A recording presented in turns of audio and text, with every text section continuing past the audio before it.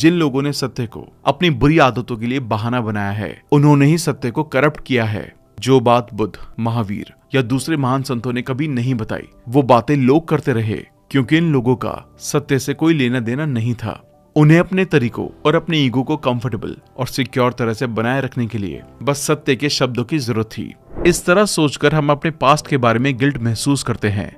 मंदिर, मस्जिद, गुरुद्वारा या चर्च में जाकर हमें ये सीखना था कि इस असली खुशी को कैसे हासिल करें, इच्छाओं की दीवार से मुक्ति कैसे पाएं।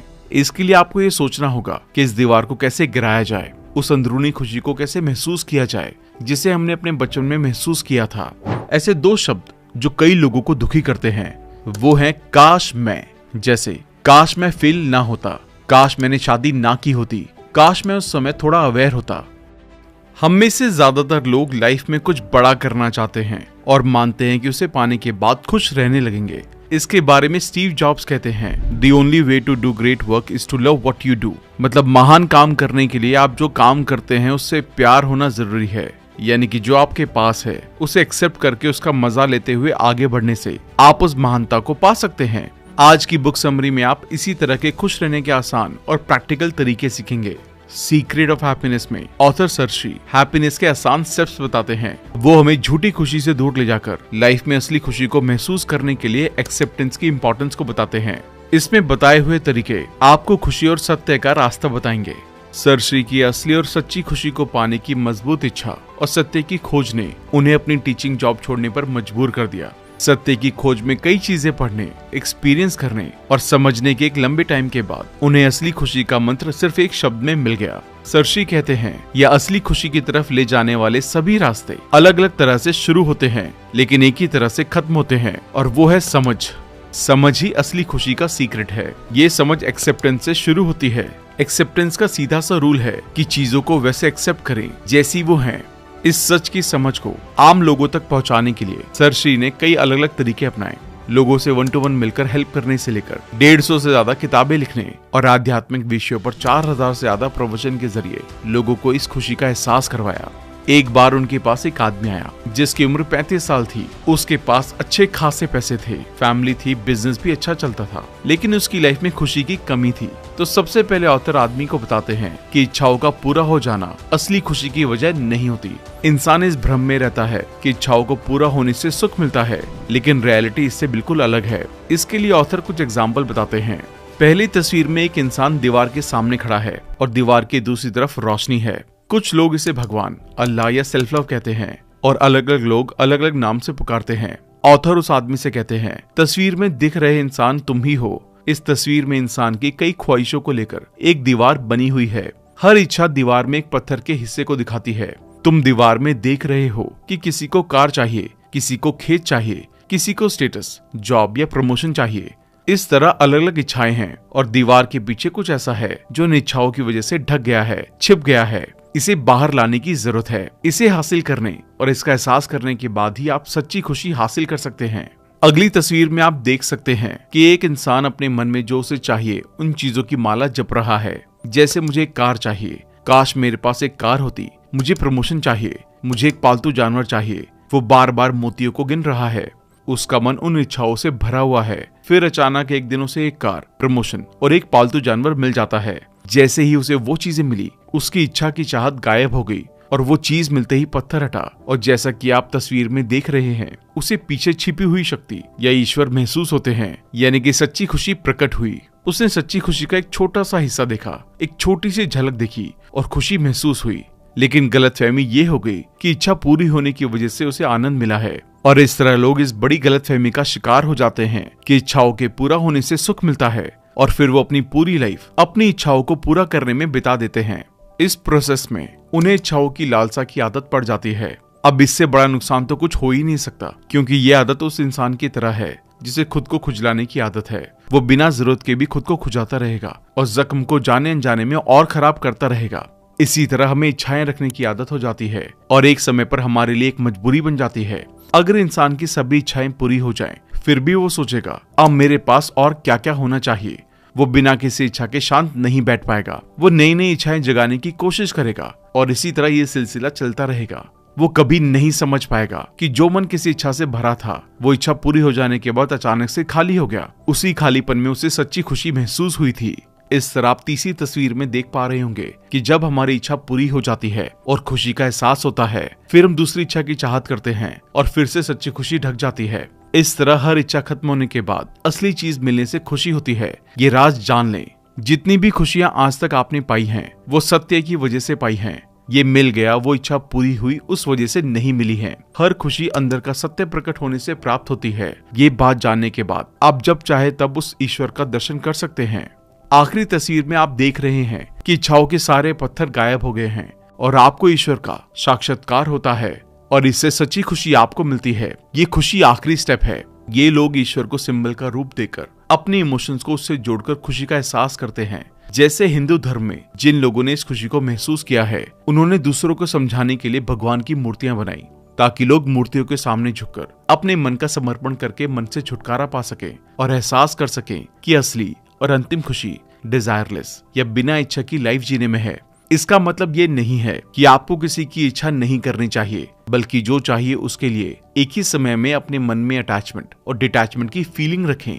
यानी कि अगर मिल गई है तो बहुत अच्छी बात है और नहीं मिली तब भी आप अपने प्रेजेंट कंडीशन में खुश हैं। जिन लोगों ने मंदिर, मस्जिद, गुरुद्वारे या चर्च बनाए थे, उनके मन में इसी खुशी को सभी लोगों को एहसास करवाने का एक बड़ा पर्पस था। लेकिन आज इसका रियल मीनिंग कहीं खो गया है। मंदिर, मस्जिद, गुरुद्वारा या चर्च में जाकर हमें ये सीखना था कि इस असली खुशी को कैसे हासिल करें, इच्छाओं की दीवार से मुक्ति कैसे पाएं। इसके लिए आपको ये सोचना होगा कि इस दीवार को कैसे गिराया जाए, उस अंदरूनी खुशी को कैसे महसूस किया जाए जिसे हमने अपने बचपन में महसूस किया था। जिस सुकून का एहसास गहरी नींद में होता है, वही एहसास जागते हुए कैसे पाया जाए। सोने के बाद आप कितने एनर्जेटिक और कितने तरोताजा महसूस करते हैं। अगर आप गहरी नींद के दौरान होने वाले सुकून के एहसास को जागते हुए महसूस कर लेते हैं तो आप पूरी तरह से बदल जाएंगे। आप ये जानकर हैरान हो जाएंगे कि आपके अंदर इतनी शक्ति है जिसका आपको अंदाजा भी नहीं था। बात सिर्फ इतनी थी कि मन ने वो सारी एनर्जी खर्च कर ली थी जिसे सच्ची खुशी से ही बचाया जा सकता है और सभी काम आसानी से निपट जाएंगे। वो आदमी कहता है, ठीक है सर, मैं समझ गया। मुझे लगता है इसे अपनी प्रैक्टिकल लाइफ में करने में थोड़ा समय लगेगा। क्या कोई ऐसा तरीका है जिससे मैं जल्द से जल्द खुशी को पा सकूं? इसके लिए ऑथर 2 तरीके बताते हैं। कॉमन सेंस का इस्तेमाल जरूर करें। इसका मतलब ये बिल्कुल नहीं है कि आप सिचुएशन को अपनी जरूरत मानकर एक्सेप्ट कर लें और फिर हाथ पर हाथ रख के बैठ जाएं। अध्यात्म में यही होता आ रहा है। जब लोगों को एक बात बताई जाती है तो वो कुछ और ही बात समझ बैठते हैं जो इसके बारे में पढ़ने और समझने के लिए काम करना नहीं चाहते। वो इसका कोई ना कोई बहाना ढूंढ लेते हैं। जो लोग जिम्मेदारियों से भागना चाहते हैं वो सत्य को भी एक बहाने की तरह इस्तेमाल करते हैं। वो ज्ञानी बनकर ज्ञान के शब्दों का इस्तेमाल अपने तमोगुण को बढ़ाने के लिए करते हैं। वो अफीम और दूसरी नशीली चीजों को कंज्यूम करते हैं और ये कहकर उसे सही ठहराने की कोशिश करते हैं कि वो संत भी इसका सेवन करते हैं। अगर उस साधु को पहले पता होता तो वो पहले ही इसका कारण बता देते या इसे कंज्यूम करना छोड़ देते। इस तरह के लोगों ने कभी ये समझने की कोशिश नहीं की कि वो संत स्मोकिंग क्यों करते थे। उन्हें तो स्पिरिचुअलिटी के नाम पर स्मोकिंग करने का बहाना मिल गया है। अब वो इस धोखे के साथ जीते रहेंगे। इस धोखे से बचने के लिए अपने आप से ईमानदारी से पूछे, क्या आप सत्य की राह पर चलना चाहते हैं या सत्य को एक बहाने की तरह इस्तेमाल करना चाहते हैं? जिन लोगों ने सत्य को अपनी बुरी आदतों के लिए बहाना बनाया है, उन्होंने ही सत्य को करप्ट किया है। जो बात बुद्ध, महावीर या दूसरे महान संतों ने कभी नहीं बताई, वो बातें लोग करते रहे क्योंकि इन लोगों का सत्य से कोई लेना देना नहीं था। उन्हें अपने तरीकों और अपने ईगो को कंफर्टेबल और सिक्योर तरह से बनाए रखने के लिए बस सत्य के शब्दों की जरूरत थी। जब आप सत्य के रास्ते पर चल रहे हों तो हमेशा अपने आप से ईमानदारी से पूछें कि क्या आप ऐसा इसलिए कर रहे हैं क्योंकि आप सच में सत्य के रास्ते पर चलना चाहते हैं या आप सिर्फ अपने आलस या दूसरी बुराइयों को छिपाना चाहते हैं। और इस समय अपने कॉमन सेंस का इस्तेमाल करें। इससे आप सेल्फ अवेयर होकर इस बात को समझ पाएंगे कि किस काम से आपको सच्ची खुशी मिलती है और ईश्वर के करीब रहने का मौका मिलता है। दूसरा, प्रेयर के सीक्रेट को समझें। याद रखें, आपके आसपास जो कुछ भी हो रहा है वो आपकी अपनी प्रेयर का जवाब है। एग्जाम्पल के लिए, अगर आप पेशेंस डेवलप करना चाहते हैं तो आपको पेशेंसफुल बनाने के लिए लाइफ में कुछ घटनाएं होंगी। लेकिन ज्यादातर लोग इस सीक्रेट को नहीं समझ पाते और जब पेशेंस के लिए प्रेयर करते हैं तो ये होने की उम्मीद करते हैं कि आसमान से फूल बरसेंगे या इसी तरह ईश्वर आकर उनके अंदर पेशेंस भर देंगे। लेकिन ऐसा कभी नहीं होगा। पेशेंस लाइफ के रियल इंसिडेंट के जरिए आपके अंदर डेवलप किया जाएगा। जैसे अगर आप प्रेयर कर रहे हैं, हे भगवान मुझे साहस चाहिए, तो फिर आपकी लाइफ में कोई आएगा और आपको डरा देगा क्योंकि आप में साहस डेवलप करने के लिए जरूरी था। फिर आप इसे एक चैलेंज की तरह लेंगे और जल्द ही देखेंगे कि आप में वो साहस आ गया है जो आप चाहते थे। लेकिन अगर उस समय आप ये सीक्रेट भूल गए तो आप बहुत दुखी हो जाएंगे। इसलिए हर प्रेयर के साथ इस सीक्रेट को याद रखें। ऐसा करने से आप देखेंगे कि आपको जो चाहिए वो किसी न किसी रूप में मिल रहा है, चाहे वो साहस हो, अच्छा लाइफ पार्टनर हो, ज्यादा पैसे कमाने के मौके हो या कुछ और। ऑथर कहते हैं इसके बाद अगला स्टेप है चीजों को एक्सेप्ट करो। चीजों को एक्सेप्ट करने से खुशियां बढ़ जाती हैं। एक्सेप्ट करने के लिए जब आप दुखी हो तो अपने आप से ये 3 सवाल पूछें। क्या आप इस सिचुएशन को एक्सेप्ट कर सकते हैं? क्या ये वही है जिसकी आपको सच में जरूरत थी? आप इस सिचुएशन को खुशी की तरफ बढ़ने वाली सीढ़ी की तरह कैसे इस्तेमाल कर सकते हैं? फिर वो आदमी कहता है सर ये तो ठीक है, क्या आप मुझे थोड़ा एक्सप्लेन करके बताएंगे कि एक्सेप्टेंस काम भी करती है या नहीं? ऑथर कहते हैं एक्सेप्टेंस इसलिए काम करती है क्योंकि ये आपके माइंडसेट को तुरंत बदल देती है। जब हम किसी प्रॉब्लम का सामना करते हैं तो तुरंत एक नेगेटिव फीलिंग उठने लगती है। हम किसी भी तरह जल्द से जल्द इससे बाहर निकलने की कोशिश करते हैं। लेकिन आप जो भी करें बस ध्यान रखें, नेगेटिव फीलिंग्स के बेस पर खड़े होकर कोई काम ना करें, क्योंकि नेगेटिव फीलिंग से इन्फ्लुएंस होकर काम करने से आप सिर्फ सिचुएशन को पहले से खराब ही करते हैं। जब चीजें काम नहीं करती तो हम ये सोचते हैं कि अभी और काम करने से इसका सॉल्यूशन हो जाएगा, या शायद इस प्रॉब्लम से छुटकारा पाने के लिए किसी और को इसके लिए ब्लेम करना चाहिए। लेकिन इससे मुश्किलें और बढ़ने लगती हैं और इस तरह जो काम आसानी से और कंफर्टेबल होकर किया जा सकता था वो हमारे लिए एक बड़ा काम बन जाता है जिसका कोई मनचाहा रिजल्ट नहीं निकलता। ऐसा काम जो कभी सिर्फ एक चींटी की तरह था अब वो एक बड़े हाथी की तरह लगने लगता है जो आप पर अटैक कर रहा है। जब हम पहले बताए हुए 3 सवालों में से किसी एक का इस्तेमाल करके सिचुएशन को एक्सेप्ट करते हैं तो ये नेगेटिव इन्फ्लुएंस खत्म हो जाता है। इसके अलावा हम मेंटली क्लियर होने लगते हैं कि सच में खुश रहने के लिए क्या चाहिए। नए रास्ते जो पहले नजर नहीं आते थे अब नजर आने लगते हैं। हम नई चीजें सीखने और नॉर्मली जो कर रहे हैं उसे सिर्फ वैसे ही करते रहने से पहले एक जरूरी कदम उठाते हैं। इसलिए खुद से कहें कि गलतियां करना ठीक है, ये सीखने का अच्छा मौका है। जिस पल आप ऐसा करते हैं नई चीज में ज्यादा कॉन्फिडेंस आ जाता है और आप बेहतर हो जाते हैं। अगर आप इस स्टेप से नहीं गुजरे हैं तो सिर्फ गलतियों पर ध्यान दें। जितना ज्यादा आप गलतियों पर ध्यान देंगे उतनी ज्यादा गलतियां करेंगे। एक्सेप्ट करने से इस ओवरपुश और नेगेटिविटी पर ध्यान जाना बंद हो जाता है। जिस पल आप सिचुएशन को एक्सेप्ट कर लेते हैं आपको इन तरीकों से मदद मिलती है। आपके अंदर उठी हुई नेगेटिव फीलिंग्स खत्म हो जाती है। आपका ध्यान क्या गलत है से क्या इंप्रूव किया जा सकता है इस पर शिफ्ट हो जाता है। मन क्लियर और शांत हो जाता है। आप ज्यादा सेल्फ सेंट्रिक हो जाते हैं और अपनी शक्तियों पर ध्यान देते हैं, जिससे उन भारी फालतू चीजों से ध्यान हटने लगता है जो दुख की वजह थी। आपको ऐसे नए रास्ते दिखते हैं जो पहले नहीं दिखे थे। ऐसा लगता है जैसे पूरी पिक्चर पर पड़ा हुआ कोहरा छट सा गया है। आपकी डिसीजन लेने की कैपेसिटी बढ़ती है। आप इमोशनली ज्यादा बैलेंस महसूस करते हैं। आपकी चिड़चिड़ाहट दूर हो जाती है या मन की अशांत कंडीशन से राहत मिल जाती है। आप अनजाने में अपने अंदर ही अंदर उस सिचुएशन के बारे में एक पॉजिटिव सेल्फ टॉक करना शुरू कर देते हैं। जो बात परेशान करने वाली लगती थी वो अब बस एक छोटी सी बात बनकर रह जाती है। इस तरह एक्सपीरियंस बदलकर पहले से खुशहाल बन जाते हैं। आप फिजूल के इमोशनल और मेंटल बोझ के बिना सिचुएशन को संभालने में ज्यादा फ्री महसूस करते हैं। वो एनर्जी जो आपके डर, चिंता या गुस्से की फीलिंग के कारण खर्च हो रही थी वो बच जाती है। इस तरह आपके पास एक्स्ट्रा एनर्जी है जिसका इस्तेमाल आप प्रेजेंट सिचुएशन को एक नए जोश के साथ ठीक करने के साथ साथ दूसरे क्रिएटिव कामों के लिए भी कर सकते हैं। फिर ऑथर कहते हैं कि एक्सेप्टेंस का मतलब ये नहीं है कि सिचुएशन से भाग जाओ। ये उड़ान भरने के बारे में है, क्योंकि अब आप नेगेटिव एनर्जी से बंधे नहीं हैं। एक्सेप्टेंस का मतलब ये नहीं है कि आप ज्यादा की चाहत करना, किसी और चीज की इच्छा करना या गोल्स बनाना बंद कर दें। एक गोल लाइफ में डायरेक्शन देता है, इसलिए ये जरूरी है। भगवत गीता इसके लिए हमें अनासक भाव से कर्म करने के लिए कहती है। फिर उस आदमी ने पूछा, अच्छा तो अनासक भाव से कर्म कैसे करें? ऑथर बताते हैं, चीजों को एक्सेप्ट करके अपने गोल से इमोशनली जुड़ने से बचें। अपने गोल की लालसा से हटकर अपने गोल पर ध्यान दें। इससे आप कोई भी काम जबरदस्ती नहीं करते हैं और आप सिचुएशन की मांग के अकॉर्डिंग फ्री रहते हुए काम करते हैं। जैसे आप रात को सोना चाहते हैं तो सोने का गोल बनाना ठीक है, लेकिन अगर आप खुद को सोने के लिए मजबूर करेंगे तो नींद कभी नहीं आएगी। ऐसी सिचुएशन में अपने आप से कहें कि अगर मुझे नींद नहीं आ रही है तो कोई बात नहीं, मैं नींद ना आने की सिचुएशन को खुशी खुशी एक्सेप्ट करता हूँ। अगर नींद नहीं आई तो भी मैं मेडिटेशन या कोई दूसरा काम कर लूंगा। आप देखेंगे कि जिस पल आप इसका विरोध करना बंद कर देंगे आप सो जाएंगे।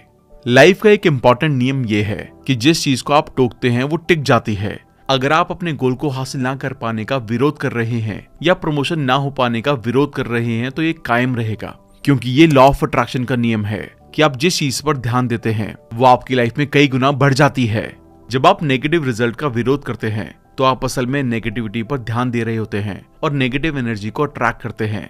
जब आप नेगेटिविटी को एक्सेप्ट कर लेते हैं तो आप उसका विरोध नहीं करते और उससे फ्री हो जाते हैं, तब आपको रिजल्ट से कोई फर्क नहीं पड़ता। जैसा कि स्टीव जॉब्स ने कहा था कि आप बस अपने काम को प्यार और मजे से करें, क्योंकि यही असली खुशी और महान सफलता का सूत्र है। इस तरह एक्सेप्ट करने का मतलब रिजल्ट से भागना नहीं है, बल्कि अगर इस तरीके से मनचाहा रिजल्ट नहीं मिला तो खुशी खुशी एक नया रास्ता चुनना है। इसी के साथ एक्सेप्टेंस आपकी कॉन्शियसनेस को भी बढ़ाता है। लाइफ का एक और नियम है कि जो बात एक स्तर पर सत्य है वो बात हर जगह पर सत्य होती है, लागू होती है। जो एक छोटी चीज में दिखाई देती है वो बड़ी चीज में भी विद्यमान होती है। जब आप क्या मैं इसे एक्सेप्ट कर सकता हूँ इसका जवाब हाँ देते हैं तो आप जाने अनजाने में इससे जुड़ी नेगेटिव फीलिंग्स को त्याग देते हैं। आपको लग रहा होगा ये तो एक छोटा सा स्टेप है, इससे कुछ बड़ा फर्क कैसे आएगा, लेकिन जब आप ऐसा करते हैं तो ये आपकी कॉन्शियसनेस में एक बड़े बदलाव की वजह बनता है। उसी पल बहुत सी दूसरी ऐसी एनर्जी जिसे आप अब तक नहीं जानते थे आपकी मदद के लिए खुल जाती है और आप ज्यादा पॉजिटिव चीजों को अट्रैक्ट करना शुरू कर देते हैं। जिस पल आप एक्सेप्टेंस के जरिए नेगेटिव फीलिंग्स को छोड़ देते हैं आप अपने सबकॉन्शियस माइंड को बता रहे होते हैं कि मैं यूनिवर्स की असली खुशी के लिए ओपन हूँ, मैं कंजूस लोगों की तरह घबराने वाला नहीं हूँ। तब ये नियम आप जिस चीज पर ध्यान देते हैं वो आपकी लाइफ में कई गुना बढ़ जाता है, ये अप्लाई हो जाता है। इस तरह छोटी सी चीज के लिए एक्सेप्टेंस रहने से हमें लाइफ में हर पहलू में मदद मिलती है। इससे न सिर्फ आप मेंटली फ्री होते हैं बल्कि इसका पॉजिटिव असर आप पर फिजिकल, इमोशनल, सोशल और इकोनॉमिक लेवल पर भी होता है। ये एक चेन रिएक्शन शुरू करता है जो हमारे पूरे अस्तित्व में गूंजता है और हमें एक्सेप्टेंस से पहले की तुलना में काफी अलग और बेहतर जगह पर छोड़ता है। तब उस आदमी ने पूछा, अच्छा तो ये बताइए कि मैं इसका इस्तेमाल अपनी प्रैक्टिकल लाइफ में कब और कैसे कर सकता हूँ।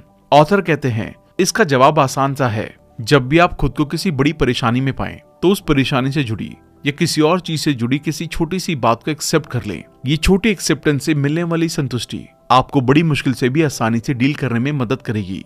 फिर वो आदमी कहता है, ठीक है सर, मैं ये तो समझ गया कि जिस चीज पर हम ध्यान देते हैं वो हमारी लाइफ में बढ़ने लगती है, इसलिए अच्छी चीजों को एक्सेप्ट करने पर ध्यान देना चाहिए। लेकिन मुझे कैसे पता चलेगा कि मैंने उन सिचुएशन को एक्सेप्ट कर लिया है?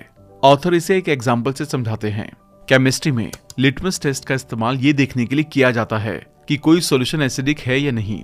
लिटमस एक स्पेशल तरह का फिल्टर पेपर है जो एसिडिक कंडीशन में लाल हो जाता है। लिटमस की ये कंडीशन ये देखने के लिए एक टेस्ट की तरह है कि मनचाहा केमिकल रिएक्शन सक्सेसफुल हुआ या नहीं और एसिड जनरेट हुआ या नहीं।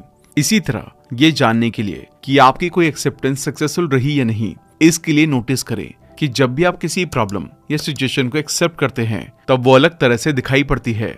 इसके लिए एक्सेप्ट करने के बाद मन में उस परेशानी को फिर से देखें। अगर आपकी एक्सेप्टेंस ने काम किया है जैसा कि आमतौर पर होता है तो परेशानी और वो सिचुएशन हल्की और क्लियर होने लगती है। अगर अभी भी कुछ नेगेटिव फीलिंग्स बची हैं तो फिर से अपने आप से ये पूछें, क्या मैं इसे एक्सेप्ट कर सकता हूँ? फिर से अपने मन की कंडीशन को देखें, क्या ये हल्का हो गया है? ऐसा तब तक करते रहें जब तक आप पूरी तरह से हल्का और क्लियर महसूस ना करने लगे। इसके अलावा क्या मैं इसे एक्सेप्ट कर सकता हूँ इसका इस्तेमाल करने के बजाय आप दूसरे 2 सवालों का भी यूज कर सकते हैं, जैसे क्या ये वही है जिसकी आपको सच में जरूरत है, और दूसरा सवाल, मैं इसे अपनी खुशी या मनचाही जगह पहुंचने के लिए एक सीढ़ी की तरह कैसे इस्तेमाल कर सकता हूँ। ऐसा करने से नेगेटिव रुकावटें तुरंत दूर हो जाती हैं। आप परेशानी के कारण कुछ खोने की बजाय उससे कुछ हासिल करेंगे और उसे एक पॉजिटिव नजरिए से देखना शुरू कर देंगे। अगर आप किसी मुश्किल को पॉजिटिव नजरिए से देखेंगे तो ये समझने में मदद करेगी कि वो चीज आपकी लाइफ में कितनी जरूरी है और जरूरी है भी या नहीं। इस तरह जब भी आपको लाइफ में किसी मुश्किल का सामना करना पड़ेगा तो ये बदलाव आपको तुरंत खुशी देगा, क्योंकि अब आप जानते हैं कि क्या करना है और कैसा महसूस करना है। अब वो आदमी कहता है कि सर ये सब तो ठीक है, लेकिन आप मुझे कुछ ऐसे प्रैक्टिकल लाइफ के तरीके बताइए जिन्हें मैं अभी से अपनाकर खुश रह सकूं। ऑथर आदमी को ये तरीके बताते हैं। सबसे पहले अपने पास्ट को एक्सेप्ट करें। ऐसे 2 शब्द जो कई लोगों को दुखी करते हैं वो हैं काश मैं, जैसे काश मैं फेल ना होता, काश मैंने शादी ना की होती, काश मैं उस समय थोड़ा अवेयर होता। इस तरह सोचकर हम अपने पास्ट के बारे में गिल्ट महसूस करते हैं और इस तरह पास्ट में किया गया कोई भी काम नेगेटिव फीलिंग्स की वजह बनता है। कई लोगों को ये भी पता नहीं होता कि उनके ज्यादातर प्रेजेंट एक्शंस पास्ट को बदलने की कोशिश है। जबकि रियलिटी में आप पास्ट को नहीं बदल सकते। आप पास्ट को सिर्फ एक्सेप्ट कर सकते हैं और उसके बजाय अपना प्रेजेंट बदल सकते हैं। एक और नेगेटिव सवाल जो अक्सर दोहराया जाता है वो है क्यों? मैंने ऐसा क्यों किया? मैंने वैसा क्यों किया? ऐसे में एक बेहतर आइडिया ये है कि क्यों को कैसे में बदल दिया जाए। जैसे मैं इसे मनचाही जगह पहुंचने की सीढ़ी में कैसे बदल सकता हूँ? ये एक बेहतरीन सवाल है जो आपकी गलतियों को आगे बढ़ने की सीढ़ी में बदलने में मदद करता है।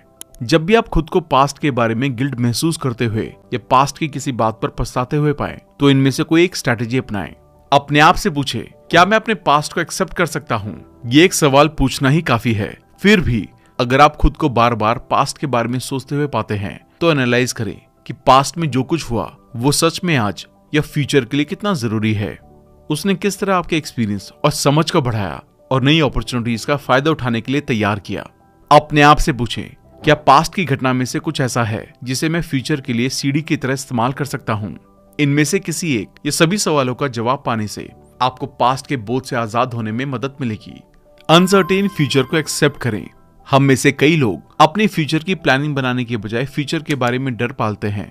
याद रखें, किसी चीज की उम्मीद करना और उस चीज के बारे में परेशान होना अलग बात है। अगर आप फ्यूचर को लेकर कुछ होने से घबराए या डरे हुए हैं तो आप अनजाने में एक नेगेटिव फ्यूचर को अट्रैक्ट कर रहे हैं। ये नियम याद रखें, आप जिस चीज पर ध्यान देते हैं वो आपकी लाइफ में कई गुना बढ़ जाती है। फ्यूचर में नेगेटिव बातों पर ध्यान देने से छुटकारा पाने के लिए फ्यूचर को एक्सेप्ट करें। आप परेशान तब होते हैं जब आप फ्यूचर में होने वाली किसी चीज के नेगेटिव रिजल्ट से डरते हैं। ऐसे में अपने आप से ये सवाल पूछें, क्या मैं सिचुएशन को जैसी वो है उसको बदलने या कंट्रोल करने की इच्छा के बिना एक्सेप्ट कर सकता हूँ? ध्यान दे कि यहाँ सवाल बदल गया है। आपसे नेगेटिव रिजल्ट्स देखने और फिर उसे एक्सेप्ट करने के लिए नहीं कहा है। यहाँ आपसे अपने फ्यूचर को कंट्रोल करने की ओवर डिजायर को त्यागने के लिए कहा है। इस तरह आप अपने फ्यूचर को कंट्रोल करने या बदलने की इच्छा करते हैं, लेकिन हाइपर चेंज या ओवर डिजायर नहीं रखते कि अगर ऐसा नहीं हुआ तो पता नहीं मेरी लाइफ में क्या होगा। बल्कि आप शांत दिमाग से मनचाहे बदलाव के लिए प्लानिंग करते हैं और इस बात के लिए भी तैयार रहते हैं कि अगर मनचाही चीजें फ्यूचर में नहीं हुई तब भी आप खुश रहेंगे और कोशिश करते रहेंगे। मान लीजिए कि आप किसी एग्जाम के रिजल्ट का इंतजार कर रहे हैं। आप अनसर्टेन हैं कि क्या होगा और बहुत परेशान है। इसके लिए रिजल्ट का दिन अपने माइंड में इमेजिन करें। अपने आप से पूछें, क्या मैं उस दिन जो कुछ भी होने वाला है उसे बदले बिना एक्सेप्ट कर सकता हूँ? इससे आपको बड़ी राहत मिलेगी। अब नेगेटिव फीलिंग्स को एक्सेप्ट करें। फीलिंग्स इंपॉर्टेंट टूल्स हैं, यहाँ तक कि नेगेटिव भी। नेगेटिव फीलिंग्स को नहीं दबाएं और ना ही इन्हें बिना सोचे समझे एक्सप्लोर करें, बल्कि एक बीच का रास्ता अपनाएं और अपनी नेगेटिव फीलिंग्स को एक्सप्रेस करें। अगर आप एक्सप्रेस नहीं कर सकते हैं या नहीं करना चाहते हैं तो उन्हें एक्सेप्ट करें। आप देखेंगे कि एक बार जब आप अपनी नेगेटिव फीलिंग्स को एक्सेप्ट कर लेते हैं तो इसके बारे में बात करने और इसे एक्सप्रेस करने में फ्री महसूस करते हैं। अगर आप इसे दबाते हैं तो यह आमतौर पर बाद में वापस आ जाएगी। अगर आप एक्सप्लोड करते हैं तो आप गिल्टी फील करने लगेंगे। इसलिए एक्सप्रेस करना सबसे अच्छा तरीका है। नेगेटिव फीलिंग्स के बेस पर खड़े होकर किया गया कोई भी काम आमतौर पर आपके या दूसरे के अगेंस्ट और उल्टा असर डालता है। तो पहला स्टेप फीलिंग्स को एक नाम देकर पहचानना है। सभी नेगेटिव फीलिंग्स आमतौर पर 3 बेसिक फीलिंग्स पर बेस्ड होती है। दुख, जिससे आप उदास होने लगते हैं। गुस्सा, जिससे बिना सोचे समझे बस कुछ करने का मन करता है। या डर, जिससे डरने लगते हैं कि अगर ऐसा हुआ तो क्या होगा। इस लिस्ट को देखिए और समझें कि हर फीलिंग में आपको कैसा महसूस होता है। एक बार जब आप फीलिंग को पहचान लेते हैं तो अपने आप से सवाल पूछें, क्या मैं इसको बदलने की इच्छा किए बिना उसे वैसे ही एक्सेप्ट कर सकता हूँ जैसी वो है। उस इमोशन को एक्सेप्ट करें और वो जैसा है उसी तरह बस उसके साथ रहें। जितना हो सके इसके साथ रहें, फिर ये अपने आप गायब हो जाएगा। हो सकता है कोई और फीलिंग सामने आ जाए, उसे भी एक्सेप्ट करें, उसके साथ भी बने रहें। ऐसा तब तक करते रहें जब तक आप पीस ऑफ माइंड की कंडीशन में नहीं पहुंच जाते। ऐसा करने से होता यह है कि वो फीलिंग फ्री हो जाती है और आप एक पीस ऑफ माइंड की कंडीशन में पहुंच जाते हैं। जब आप सच में इसे एक्सेप्ट करके अपनी फीलिंग में गहराई से उतरते हैं तो अपने सेल्फ तक पहुंच जाते हैं, यानी कि अपने कॉन्शियसनेस या कंप्लीट खुशी तक पहुंच जाते हैं। अब उस पेन और बीमारी को एक्सेप्ट करें। दर्द या बीमारी के समय एक्सेप्ट करना बहुत जरूरी होता है। जब भी दर्द होता है तो असल में दर्द हमारे फिजिकल शरीर या दिमाग से जुड़ा रहता है। जब आप अपने आप से सवाल पूछते हैं, क्या मैं इस दर्द को एक्सेप्ट कर सकता हूँ, तो आप दिमाग के दर्द को जाने देते हैं। इसका मतलब है कि 50% या उससे ज्यादा दर्द खत्म होने लगता है। इस तरह एक्सेप्ट करने से छोटे मोटे दर्द को भी पूरी तरह से खत्म होने में हेल्प मिलती है। अब रिलेशनशिप को एक्सेप्ट करें। रिलेशनशिप में एक्सेप्टेंस करना सबसे यूजफुल है, चाहे वो पति पत्नी के बीच हो या माता पिता और बच्चे के बीच। जब आप किसी इंसान को वैसे ही एक्सेप्ट करते हैं जैसे वो हैं, तो रिलेशन में काफी सुधार होता है। यहाँ लेसन ये है कि उन चीजों को एक्सेप्ट करें जिनके बारे में आप सबसे ज्यादा चिढ़ते हैं। यहाँ ये सवाल पूछने के बजाय क्या मैं उस इंसान को एक्सेप्ट कर सकता हूँ, ये सवाल पूछना बेहतर है, क्या मैं उस नाखून चबाने की आदत को एक्सेप्ट कर सकता हूँ। इस तरह धीरे धीरे तब तक एक्सेप्ट करते रहें जब तक आप उस इंसान को पूरी तरह से एक्सेप्ट नहीं कर लेते। याद रखें, जब आप किसी के नेगेटिव बिहेवियर को एक्सेप्ट करते हैं तो आप उसे इग्नोर नहीं कर रहे हैं। आप अभी भी इसके बारे में बातचीत कर सकते हैं और करना भी चाहिए, लेकिन एक्सेप्टेंस के बाद आपकी बातचीत किसी भी नेगेटिव फीलिंग से फ्री होगी और इसलिए बेहतर इफेक्ट डालेगी। फिर आदमी ने पूछा, अगर इसे एक्सेप्ट करना मुश्किल हो तो क्या करें? तो ऑथर बोलते हैं, बार बार एक्सेप्ट करने की कोशिश करें। एक्सेप्टेंस का सवाल बार बार पूछें। अगर ये सवाल काम नहीं करता है तो क्या मैं इसे एक्सेप्ट कर सकता हूं के अलावा दूसरे एक्सेप्टेंस सवाल आजमाएं, जैसे इसे एक्सेप्ट करना मेरे लिए कितना जरूरी है। सिचुएशन का सिर्फ कुछ हिस्सा ही एक्सेप्ट करें और थोड़ा थोड़ा एक्सेप्ट करें, इससे कंप्लीट एक्सेप्टेंस में मदद मिलेगी। इस तरह बताए हुए एक्सेप्टेंस के सभी प्रैक्टिकल तरीके आपको किसी भी सिचुएशन या पर्सन से जुड़ी किसी भी नेगेटिव फीलिंग से छुटकारा पाने में मदद करेंगे और खुशी के रास्ते की तरफ ले जाएंगे। तो दोस्तों, अब तक जो कुछ भी हमने सीखा है, आइए उसे वापस से एक बार दोहरा लेते हैं ताकि वो सब आपको आसानी से याद रहे। ज्यादातर लोग इस भ्रम में रहते हैं कि इच्छाओं के पूरा होने से सुख मिलता है, लेकिन रियलिटी इससे बिल्कुल अलग है। असली खुशी ईश्वर या अपने प्रति समर्पण करके मन से छुटकारा पाना है और एहसास करना है कि असली और अंतिम खुशी डिजायरलेस या बिना इच्छा की लाइफ जीने में है। इसका मतलब ये नहीं है कि आपको किसी चीज की इच्छा नहीं करनी चाहिए, बल्कि जो चाहिए उसके लिए एक ही समय में अपने मन में अटैचमेंट और डिटैचमेंट की फीलिंग रखें। यानी कि अगर मिल गई तो बहुत अच्छी बात है और नहीं मिली तब भी आप अपनी प्रेजेंट कंडीशन से खुश होंगे। तुरंत खुशी पाने के इन तरीकों को अपनाएं। किसी भी चीज को मानने से पहले अपनी कॉमन सेंस का इस्तेमाल जरूर करें। प्रेयर के सीक्रेट को समझें। एग्जाम्पल के लिए, अगर आप प्रेयर कर रहे हैं, हे भगवान मुझे साहस चाहिए, तो फिर आपकी लाइफ में कोई आएगा और आपको डरा देगा, क्योंकि आप में साहस डेवलप करने के लिए ये होना जरूरी है। फिर आप इसे चैलेंज की तरह लेंगे और जल्दी देखेंगे कि आप में वो साहस आ गया है जो आप चाहते हैं। लेकिन अगर उस समय आप वो सीक्रेट भूल गए तो बहुत दुखी हो जाएंगे। इसलिए हर प्रेयर के साथ बस इस सीक्रेट को याद रखें। चीजों को एक्सेप्ट करना सीखें। इसके लिए अपने आप से सवाल पूछें कि आप इस सिचुएशन को एक्सेप्ट कर सकते हैं। क्या ये वही है जिसकी आपको सच में जरूरत थी? आप इस सिचुएशन को खुशी की तरफ बढ़ने वाली सीढ़ी की तरह कैसे इस्तेमाल कर सकते हैं? एक्सेप्टेंस को प्रैक्टिकल लाइफ में अपनाने के लिए ये करें। अपने पास्ट को वैसा ही एक्सेप्ट करें जैसा वो है। अनसर्टेन फ्यूचर को वैसे ही एक्सेप्ट करें जैसे वो हो सकता है और बेहतर करने के लिए एफर्ट्स करते रहें। इसी तरह रिलेशन में खुशी बढ़ाने के लिए अपने पार्टनर की अच्छाइयों और कमियों को वैसे ही एक्सेप्ट करें जैसी वो हैं।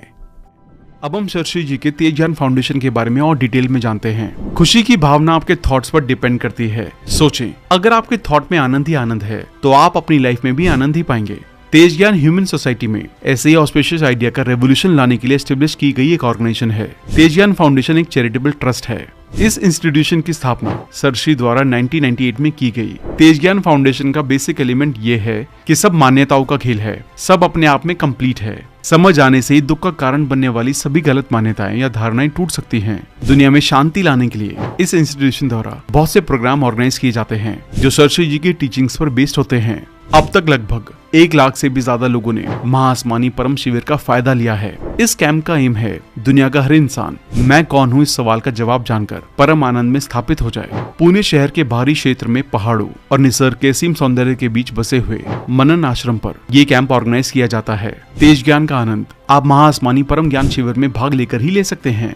थैंक यू दोस्तों, आई होप ये वीडियो आपको पसंद आई होगी। आई होप आप इस किताब के सभी लेसन्स को अपनी लाइफ में अपनाकर अपनी लाइफ को और बेहतर तरीके से जी पाएंगे।